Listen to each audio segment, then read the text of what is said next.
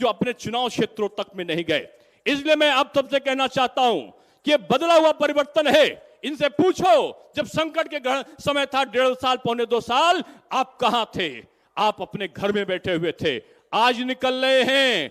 आज किसी से गठजोड़ करो, आज किसी जाति को मिलाओ, किसी दूसरी जाति के बारे में बोलो, और दूसरी जाति के बारे में बोलने के बाद आप सत्ता पर काबिज होने का सपना देखो, अब ये चलने वाला नहीं है। इसलिए मैं चिल्लाकर बोल रहा हूं कि यहां की आवाज इटावा के सैफई तक पहुंचने वाली है कि आप देखो, ये जन समुद्र आज इटावा में भी परिवर्तन करने वाला है, औरैया में भी परिवर्तन करने वाला है, ये कन्नौज में भी परिवर्तन करने वाला है, और ये आज एक संदेश फर्रुखाबाद से भी देने वाला है। यहां का बच्चा आज योगी और मोदी बनकर आज इस देश में और इस प्रदेश में दिशा को बदलने वाला है। हमारा संकल्प पत्र आया है, लोग घोषणा पत्र जारी करते हैं, बीजेपी संकल्प पत्र जारी करती है, और संकल्प पत्र में हमने पूरा वादा किया है कि संकल्प पत्र में आने के सत्ता में आने के बाद पूरे प्रदेश के हर किसान भाई का जो गांव में वो सिंचाई करने का बिजली का खर्चा है, वो अब 1 रुपए भी नहीं होगा। मुफ्त में किसानों को हम बिजली का बिल माफ करने का काम करते हैं। ये काम पहली बार हमारे संकल्प पत्र में हमने किया है। हमने ये भी वादा किया है कि हमारी जो पढ़ने वाली बेटियां हैं, जो हमारी छात्राएं हैं, वो अगर इंटर पास करती है तो इंटर पास करने के बाद वो जब ग्रेजुएशन में पहुंचेंगी तो ग्रेजुएशन पहुंचने पे एक स्कूटी उनको दी जाने चाहिए। देने का काम ये बीजेपी सरकार करेगी। अब ये सारे चीजों को करने का काम हमने क्यों किया? इस उत्तर प्रदेश में जब तक दूसरों की सरकार थी, क्या हुआ इस उत्तर प्रदेश में? 700 दंगे हुए। 700 दंगे भी, मैं कुछ दिनों पहले मुजफ्फरनगर था, लोग रो रो कर वेदना बता रहे थे कि मुजफ्फरनगर में 100 से ऊपर, मुजफ्फरनगर, सहारनपुर और कैराना में दंगों में 100 से ऊपर लोग मारे गए थे।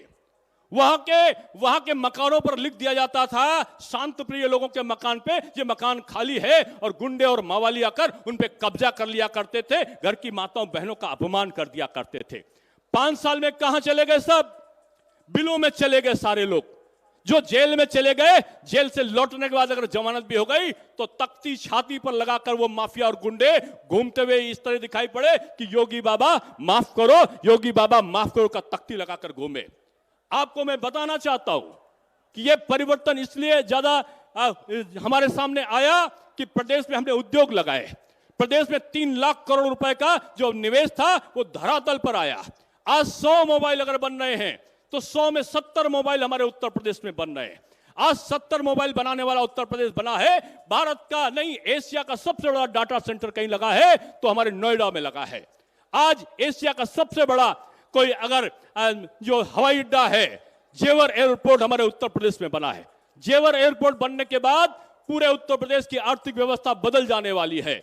आज एक नहीं, पिछली सरकार आधा एक्सप्रेसवे बनाकर गई थी। आज हमारे वहां 5-5 एक्सप्रेसवे बन रहे हैं, और हमारा संकल्प है कि हम और कई एक्सप्रेसवे बनाने वाले हैं। यह उत्तर प्रदेश सड़कों के लिए जाना जाएगा। यह उत्तर प्रदेश बिजली की जो आपूर्ति है उसके लिए जाना जाएगा। यह उत्तर प्रदेश शिक्षा में परिवर्तन के लिए जाना जाएगा। यह उत्तर प्रदेश स्वास्थ्य की और सुरक्षा के लिए जाना जाएगा। आपको याद होगा कि पहले मैं बुंदेलखंड का जिक्र कर रहा था। बुंदेलखंड के लोगों ने मुझे बताया कि साहब 2017 के पहले सड़क में गड्ढा या गड्ढा में सड़क पता नहीं चलता था। आज तो बुंदेलखंड एक्सप्रेसवे बन रहा है। आज तो वहां पर आयुध कारखाना बन रहा है। आज तो बुंदेलखंड में एक हर घर नल की योजना चल रही है। ये आपके कन्नौज में, आपके औरैया में, आपके इटावा में, आपके फर्रुखाबाद में हर घर नल की योजना का प्रारंभ करने का काम उत्तर प्रदेश सरकार ने संकल्प लिया है, और उसको हम पूरा करके मानेंगे कि हर गांव में भी हमारा जो है वो हर घर नल की व्यवस्था हो सके। इसकी तरफ हम तेजी से बढ़े। हमारे पौराणिक स्थलों का सौंदर्यीकरण हो, इसकी संकल्पना पूरे प्रदेश में करिए।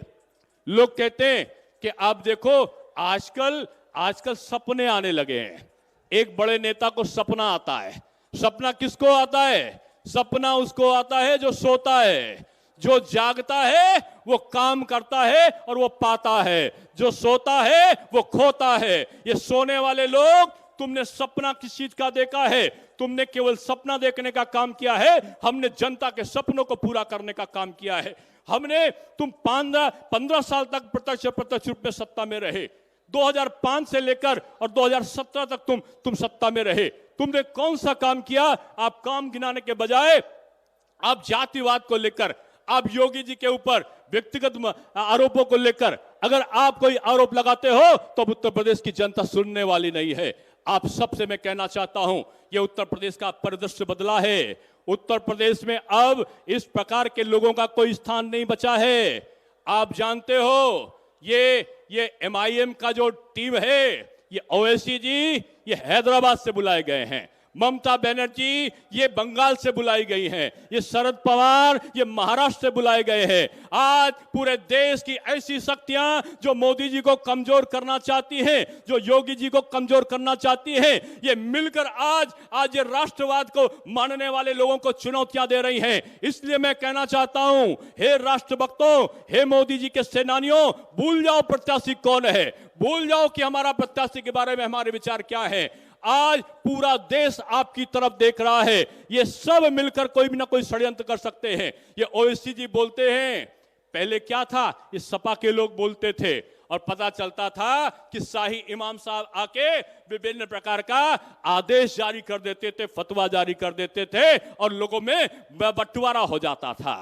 अब की वो हिम्मत नहीं करे, आपकी बंटवारा नहीं, आपकी खुद ना करा के उन्होंने अपनी भाषा को बोलने के लिए अपनी बी टीम को बुलाया है। और ये बी टीम हैदराबाद से चलकर आके यहाँ पर बीजेपी के लोगों को, यहाँ पर मोदी जी और योगी जी को चुनौती देने का काम कर रही है। इसलिए आप सबसे मैं कहना चाहूंगा कि आज प्रश्न है कि इस उत्तर प्रदेश को बांटने का काम कौन कर रहे हैं। आज प्रश्न ये है कि यहाँ की भारत की संस्कृति का प्रतिपादन करने वाले कौन से लोग हैं। अभी तो सुना, कुछ लोग ये भी बोले, कुछ लोगों ने तो जो कहते थे शौचालय बना दो, कुछ लोग बोलते थे पंचायत घर बना दो, कुछ लोग बोलते थे विश्वविद्यालय बना दो, कुछ लोग बोलते थे चिकित्सालय बना दो। कहां पर? जहां पर रामलला विराजमान है वहां पर इस प्रकार की चीजों का निर्माण कर दो। ये बयान देने वाले लोग आज इनके पास में जवाब नहीं है।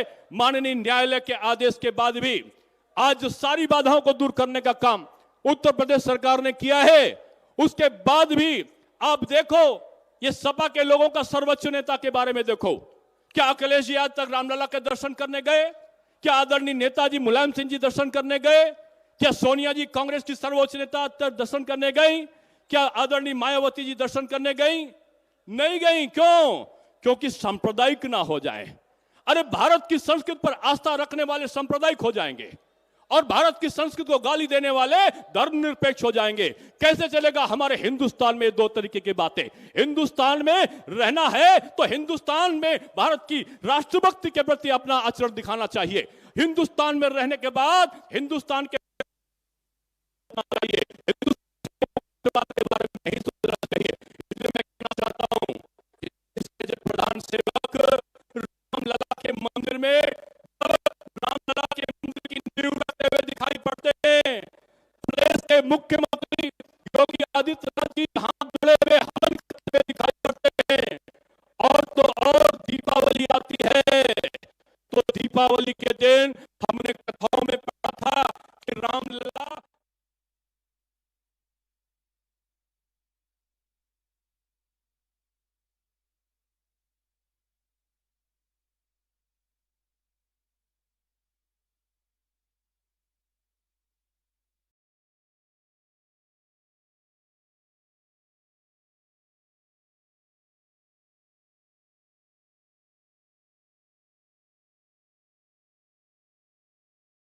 हमने रामायण में पढ़ा है।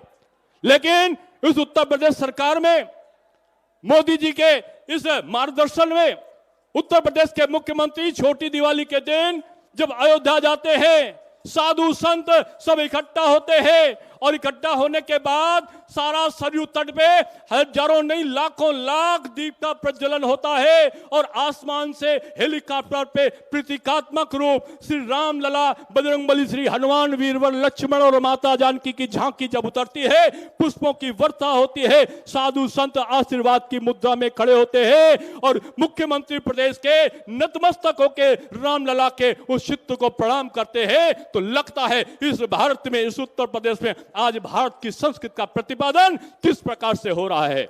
इसलिए मैं आप सबसे कहना चाहता हूं, यह परिवर्तन है, ये दूसरे लोग आपके ये परिवर्तन नहीं कर सकते, ये आईटी का हब नहीं बना सकते, ये 4.5 लाख की नौकरियां नहीं दे सकते। ये पहले बार हिंदुस्तान के इतिहास में 4.5 लाख लोगों को सरकारी नौकरी देने का काम किया गया है। पहली बार 3.5 लाख लोगों को संविदा की नौकरी देने का काम किया गया है। 1,61,00,000 लोगों को आज निजी क्षेत्रों में नौकरी देने का काम किया गया है। करोड़ों करोड़ लोगों को आज वन डिस्ट्रिक्ट वन प्रोडक्ट के माध्यम से नौकरियां देने का काम किया गया है।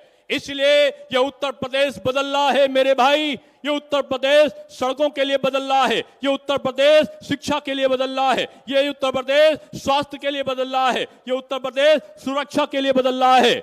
जहां पर कई जगह तो ऐसे अपराधग्रस्त हो गए थे कि हमारा उत्तर प्रदेश जो जाना जाता था साधु संतों के लिए, जो रामलला, भगवान कृष्ण और भगवान शंकर की स्थली के रूप में जाना जाता था, उस उत्तर प्रदेश में कट्टे और तमंचे के कारखाने पकड़े जाने लगे थे।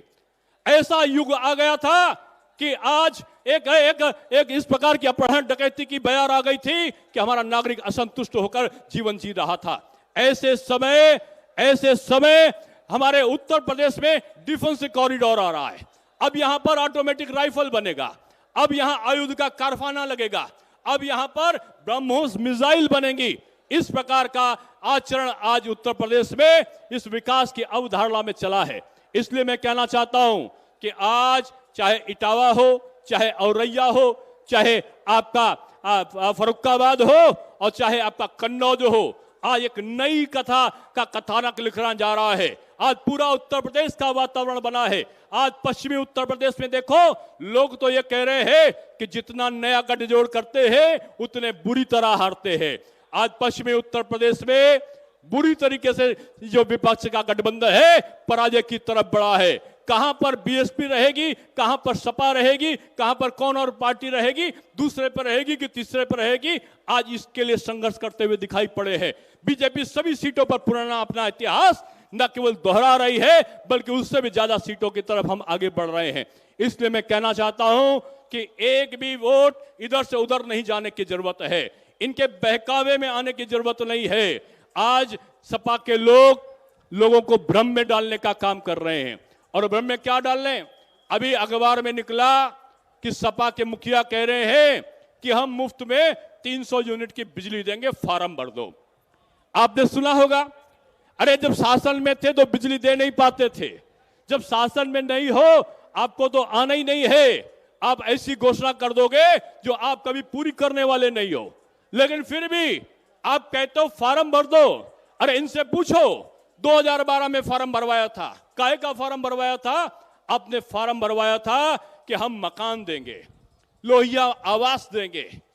27 लाख फार्म भरवाए थे और 27 लाख फार्म भरवाने के बाद मकान कितने दिए? 2700 मकान भी आपने पूरे प्रदेश में नहीं दिए।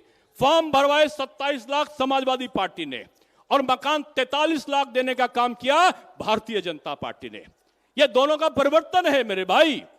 आज यह दिशा का परिवर्तन है। आज ये पूरी इच्छा शक्ति के साथ ये पूरा जोर लगा के जो चल रहे हैं, इनका जोर अब बेजोड़ हो गया है।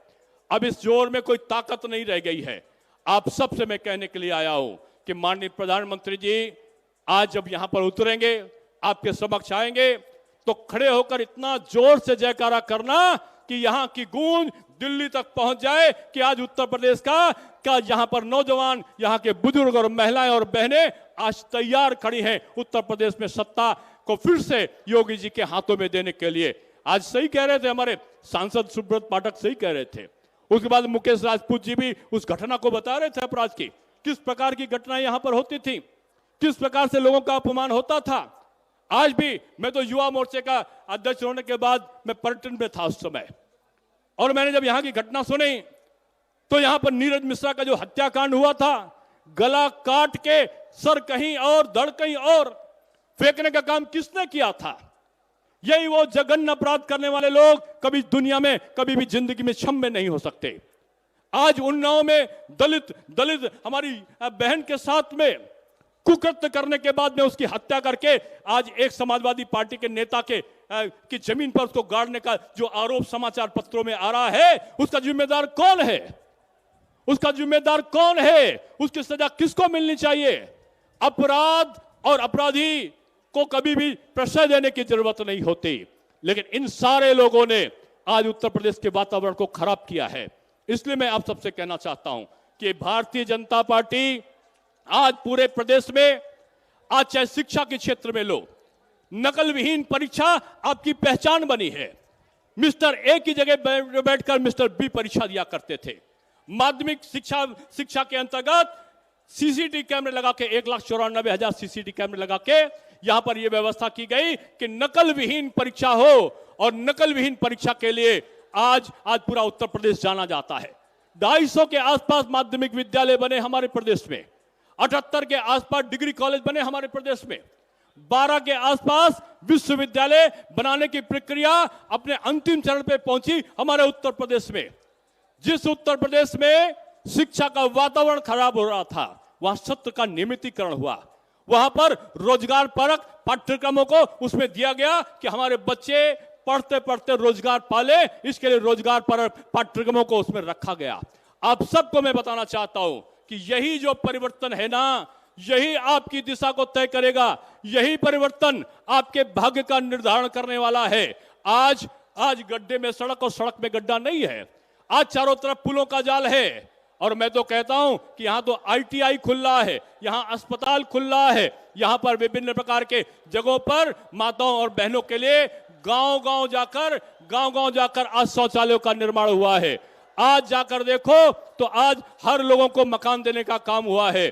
इसलिए ये परिवर्तन की जो लहर है ना, ये आज पूरे देश में गूंज रही है, और इसका गुंजायमान रखने के लिए आज ये सारा जो आपका जन समुद्र है, प्रधानमंत्री जी ऊपर से जब देखेंगे आपको ऊपर हेलीकॉप्टर से कि हमारा जो जन समुद्र खड़ा हुआ है, ये योगी जी की सेना, ये मोदी जी की सेना, हुंकार भर के आह्वान करो कि मोदी जी का जिंदाबाद करके एक साथ मोदी मोदी मोदी मोदी आवाज लगाओ, मोदी मोदी मोदी मोदी मोदी मोदी, इतनी जोर से लगाओ कि वहां तक आवाज जाए, और जोर से नारा लगाते हुए बताओ कि हम तैयार हैं। उनको यहीं से बता दो कि हम बीजेपी के लिए जीत के लिए तैयार हैं।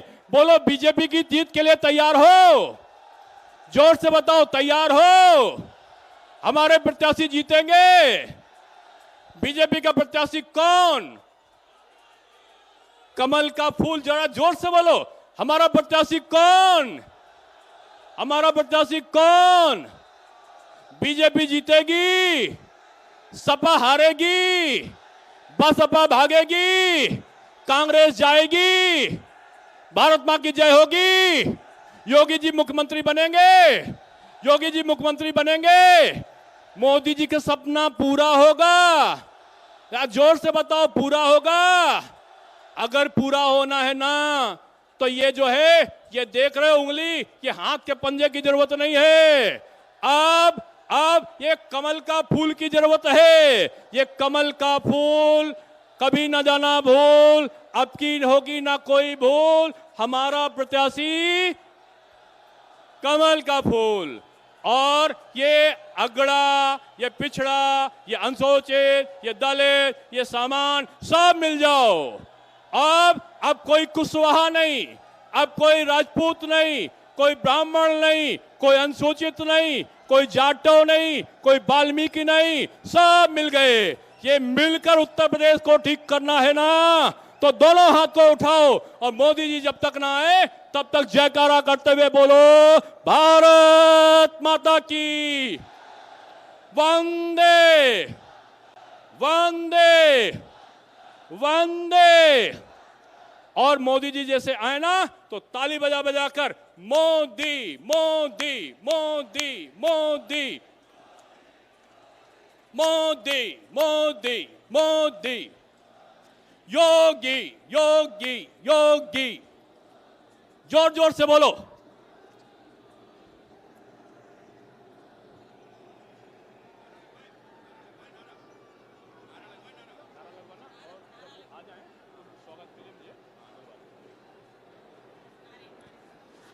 मोदी मोदी मोदी मोदी मोदी मोदी मोदी मोदी मोदी मोदी मोदी मोदी योगी मोदी योगी मोदी योगी मोदी योगी मोदी योगी मोदी योगी मोदी योगी मोदी योगी जिंदाबाद, मोदी योगी, जिंदाबाद, मोदी योगी, जिंदाबाद, मोदी योगी, जिंदाबाद, नरेंद्र मोदी, जिंदाबाद, नरेंद्र मोदी, जिंदाबाद, नरेंद्र मोदी, जिंदाबाद, नरेंद्र मोदी, जिंदाबाद, नरेंद्र मोदी, जिंदाबाद। नरेंद्र मोदी। मोदी योगी जिंदाबाद, मोदी योगी जिंदाबाद, जिंदाबाद जिंदाबाद मोदी योगी जिंदाबाद, जिंदाबाद जिंदाबाद मोदी योगी जिंदाबाद, जिंदाबाद जिंदाबाद मोदी योगी जिंदाबाद, जिंदाबाद जिंदाबाद, मोदी योगी जिंदाबाद, मोदी योगी जिंदाबाद, और मोदी योगी जिंदाबाद, और मोदी योगी जिंदाबाद, और मोदी योगी जिंदाबाद, और मोदी योगी जिंदाबाद, और मोदी योगी जिंदाबाद, और मोदी योगी जिंदाबाद, और मोदी योगी जिंदाबाद, और मोदी योगी जिंदाबाद, और मोदी योगी जिंदाबाद, जिंदाबाद जिंदाबाद और मोदी योगी जिंदाबाद, जिंदाबाद जिंदाबाद और मोदी योगी जिंदाबाद, जिंदाबाद जिंदाबाद और मोदी योगी जिंदाबाद, जिंदाबाद जिंदाबाद और मोदी योगी जिंदाबाद, जिंदाबाद जिंदाबाद और मोदी योगी जिंदाबाद। जिंदाबाद जिंदाबाद अभी आवाज नहीं आ रही मेरे मित्रों, जब तक प्रधानमंत्री जी मंच पर ना आ जाएं, आप लोगों की आवाज बंद नहीं होनी चाहिए। और मोदी योगी जिंदाबाद, और मोदी योगी जिंदाबाद, ताली बजाकर एक बार मोदी योगी जिंदाबाद, और मोदी योगी जिंदाबाद, और मोदी योगी जिंदाबाद, और मोदी योगी जिंदाबाद, और मोदी योगी जिंदाबाद, और मोदी योगी जिंदाबाद, और मोदी योगी जिंदाबाद, और मोदी योगी जिंदाबाद, जिंदाबाद जिंदाबाद, और मोदी योगी जिंदाबाद, जिंदाबाद जिंदाबाद, और मोदी योगी जिंदाबाद, और मोदी योगी जिंदाबाद, और मोदी योगी जिंदाबाद, जिंदाबाद जिंदाबाद, और मोदी योगी जिंदाबाद, जिंदाबाद जिंदाबाद, और मोदी योगी जिंदाबाद, जिंदाबाद जिंदाबाद, और मोदी योगी जिंदाबाद, जिंदाबाद और मोदी योगी जिंदाबाद, जिंदाबाद, और मोदी योगी जिंदाबाद,